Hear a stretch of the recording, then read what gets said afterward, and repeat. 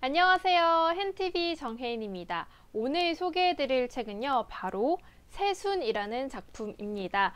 오늘 어떤 작품 읽어드릴 거냐면요, 두 번째 작품 읽어드릴게요. 고해상 작가의 작은 것들의 거대함이라는 작품입니다. 함께 읽어볼게요. 먼저 작가 소개부터 해드릴게요. 고해상 92년생의 평범한 여자, 웃음이 많고 방청객 리액션을 곧잘 선보이곤 하지만 나름 호불호는 강하다. 목표 지향적 사람으로 지령이 떨어지면 어떻게든 해결해 내려는, 하지만 배짱이가 되고 싶은 개미 스타일. 디테일에 강해 작은 것들을 잘 챙기고 꼼꼼하지만 그만큼 사소한 걱정 또한 많다는 것이 흠. 네, 그럼 이어서 작품 소개해 드릴 건데요. 고해상 작가의 작은 것들의 거대함이라는 작품이고요. 먼저 첫 번째 소제목은 멈추고 돌아보다라는 이름을 가지고 있습니다. 함께 읽어볼게요. 더운 숨을 뱉으며 시계를 본다. 새벽 1시를 갓 넘긴 시간. 주변은 고요했다. 액체 인형처럼 택시에서 흘러져 나와 하루 종일 사람의 온기가 지나다니지 않았던 텅 빈 집으로 돌아온 참이었다. 퇴근 의식을 치르듯 천천히 화장기를 지워내고 내 맨얼굴을 오랜만에 바라보니 그제야 허기가 지기 시작했다. 컵라면으로 끼니를 때우며 정막을 감추기 위해 미국 드라마 프렌즈를 틀어놓는다. 뻔히 아는 내용이지만 뻔한 웃음이라도 좋다. 라면 용기를 씻고 버리니 새벽 2시. 조금 피로하긴 하지만 식후에 바로 잘 수는 없다. 벼락치기 하듯 퀭한 눈으로 SNS를 둘러보지만 30분이 채 지나지 않아 침대에 녹아든다. 나는 오늘 대체 뭘 한 걸까? 생각이 꼬리를 물기 전 깊은 잠에 빠져든다. 알람이 울린다. 8시. 아, 오늘도 야근이겠지. 눈 뜨기 전 머리를 스치는 생각이다. 나라는 기관차를 움직여주는 동력은 바로 관성이었다. 기관차 상태가 그다지 좋지는 않았지만 그럼에도 그저 부품의 조합이 아닌 하나의 기관차가 될 수 있도록 나를 지탱했던 것은 비상식적인 업무 양과 나의 고집이었다. 19년 1월 내 근무 시간은 240시간에 달했다. 평균적으로 하루 12시간을 근무한 셈이다. 보통 금요일은 야근을 피하기에 월요일부터 목요일까지는 11시 반쯤 퇴근하게 된다. 내 기억과도 대략 일치한다. 운이 좋아 가끔 정시에 퇴근하는 날을 제외하고는 빠르면 8시, 늦으면 자정을 넘긴 시간까지도 쌓여있는 업무를 처리해야만 했다. 일반적으로는 이토록 바쁜 기간이 지나면 잠시나마 숨을 고를 수 있는 여건이 주어지기 마련이지만 27의 가을 무렵부터 28의 초봄 사이의 나에게는 공교롭게도 휴식이 허락되지 않았다. 그런 생활이 반년 정도 지속된 후에야 나는 내가 무너지고 있음을 느끼기 시작했다. 사실 난 어려서부터 눈치를 잘 보는 아이였다. 둘째 아이의 특징일까? 아니면 타고난 천성일까? 언니가 사춘기를 거치며 부모님과 갈등할 때 나는 그 상황을 지켜보며 자연스레 습득했다. 가족들이 어떤 것을 좋아하고 싫어하는지, 그들을 대할 때 어떻게 해야 하는지를. 일상에서 쌓인 데이터는 극히 자연스럽게 실전에 활용되곤 했다. 나는 상대가 무엇을 원하는지 파악하고 그로부터 크게 엇나가지 않으려는 성향을 갖게 되었다. 어쩌면 나도, 언니도, 부모님도 그 누구도 기억하지 못하는 어떤 순간부터 무언가 단단히 꼬여있다는 생각이 들기도 했다.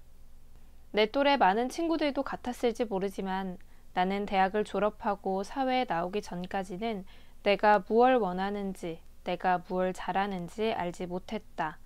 그저 내 주변 어른들이 나에게 기대하는 무언가를 충족시키기 위해 움직였고 그 목적을 달성했을 때 그들의 눈빛에 차오르는 환희를 자양분 삼아 성장했다고 생각한다. 사실은 그런 성향 덕분에 사회에 바람직하게 여기는 일련의 과정으로부터 크게 벗어나지 않은 길을 걸을 수 있었다. 다행인 것 같기도 하다. 하지만 반대로 타인의 눈에 비치는 실망의 기운을 잘 감당해내지 못한다는 취약점을 얻기도 했다. 어쩌면 강한 자의식 또는 자만심이 근원일지도 모른다. 때로는 스스로에게 정한 기준을 맞추고자 뭐든 잘하고 싶어 했으니까. 뭐든 중간 이상은 해야 한다는 뿌리 깊은 강박관념은 나를 구성하는 중요한 요소였다. 그렇다고 나란 사람의 결과물이 그렇게 완벽한 건 아니다. 사실 나는 어딘가 엉성한 구석이 참 많은데 조금 가벼운 마음으로 즐길 줄 아는 여유를 기르지 못했다.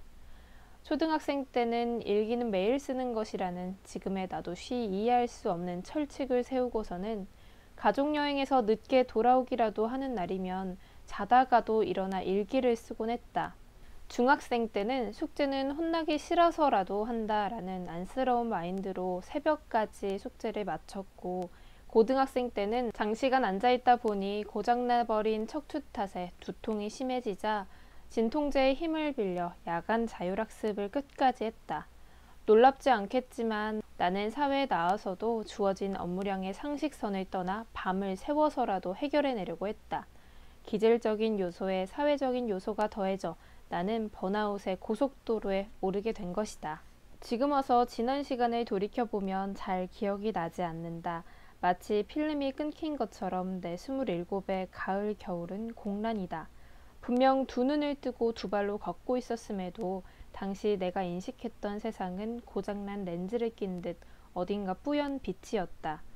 28의 어느 봄날 가만히 생각해보니 정말이지 부하가 치밀어 오르는 것이었다. 그때 내가 절실하게 필요로 했던 건 아주 사소한 것들이었다. 정상적인 삶, 규칙적인 식사, 6시간 이상의 수면, 퇴근 후 부모님이 깨어 계실 때 얼굴을 마주할 수 있고 친구들과 저녁 약속을 할 수 있는 것. 매일 저녁 적어도 1시간은 오롯이 나를 위해 쓸 수 있고 취미생활 비슷한 무언가를 할 수 있는 물리적 시간과 마음의 여유를 가질 수 있는 것. 나는 어찌할 바를 모르고 폭주하는 기관차가 되어 있었다. 지극히 사소하고 당연하다고만 생각했던 일상이 무너져 내렸을 때 삶이 얼마나 절망에 빠질 수 있는지를 처음 깨달은 시점이었다. 그렇게 나는 내 삶에 제동을 걸지 말아야 할 이유를 찾을 수 없게 되었다. 몇 달 만에 명료한 정신으로 판단했던 시점으로 기억한다. 어느 주말 저녁 친구와 삼겹살을 먹다가 문득 쉬어야겠어 라고 입 밖으로 소리내어 말했고, 그 목소리는 곧 내 머릿속에 확고한 생각으로 전환되었다.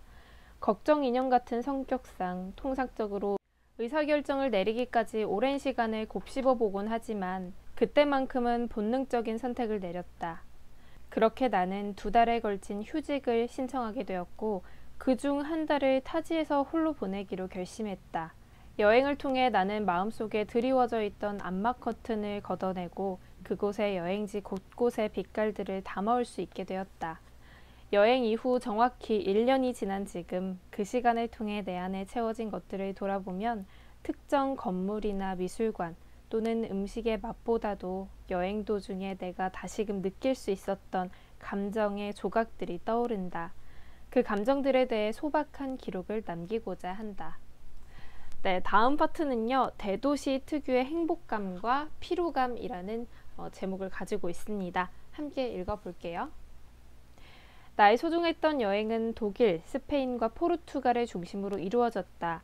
첫 일주일은 독일 미넨에 머물며 근교 도시들을 탐방했고 이후 스페인의 바르셀로나, 마드리드, 말라가, 포르투갈의 포르투, 리스본을 거쳐 내가 7년 전 교환학생으로 머물렀던 노르웨이의 오슬로가 마지막 거점이 되었다. 1달에 걸친 여행은 좋으면서 힘들었고 힘들면서도 참 행복했다. 특히 대도시가 주는 특유의 행복감과 피로감이 기억에 남는다. 가우디의 도시 바르셀로나에서 이야기를 시작해 볼까 한다.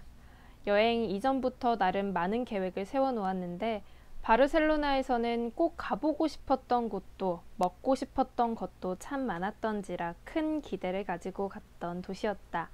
내가 바르셀로나에 도착한 것은 구름 낀 하지만 그 뒤로는 파란 하늘이 숨어져 있던 5월의 마지막 날이었다.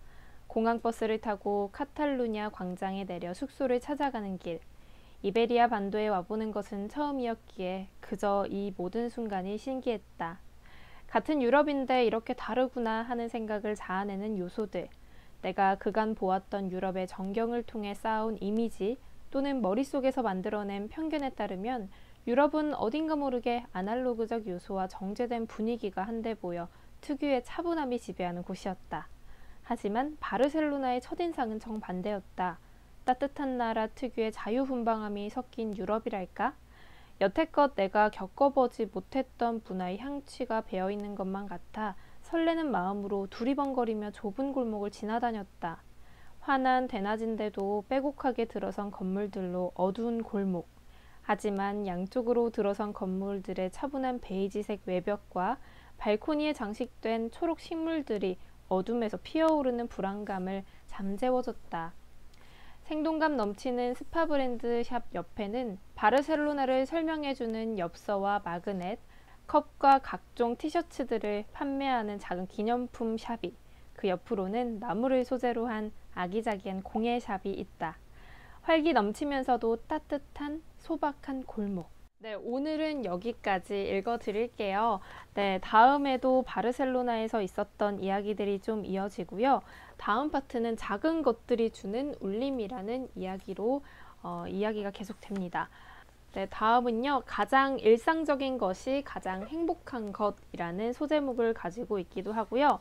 빈틈이 주는 반전에 관한 이야기도 있습니다. 그리고 또 타지에서 되찾은 또 다른 나라는 제목을 또 가지고 있네요. 이렇게 해서 오늘 작품은 끝이 나는데요. 오늘 작품의 일부분 좀 들려드렸습니다. 오늘 작품은 고해상 작가의 작은 것들의 거대함이라는 작품이었는데요. 궁금하신 분들은요, 또 함께 읽어보셔도 좋을 것 같아요. 그럼 오늘은 여기까지 읽어드리고요. 저는 다음 작품에서 만날게요. 안녕!